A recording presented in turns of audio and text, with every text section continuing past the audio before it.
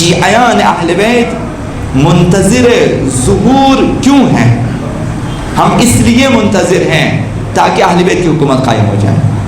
اہل بیت اطہار نے بہت سی روایات و احادیث میں یہ بات بیان کی ہے کہ بالآخر ہماری حکومت قائم ہوگی، جو کہ حکومت حق الہیہ ہے، اور ہم اسی حکومت کے منتظر ہیں۔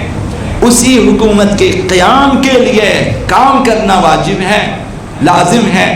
ایک منتظر واقعی کے لیے یہ کام ضروری ہے کہ وہ لوگوں کے ذہنوں کو اس حکومت کی طرف مبذول کرائیں اور اس حاکم معصوم الہی کی طرف لوگوں کی توجہ مبذول کریں، اور موجودہ تمام ظالم حکومتوں کے خلاف لوگوں کے ذہنوں کو آمادہ کریں کہ یہ حکومتیں ظالم ہیں، یہ غیر اسلامی ہیں، یہ طاغوتی حکومتیں ہیں، یہ اسلامی نہیں ہے۔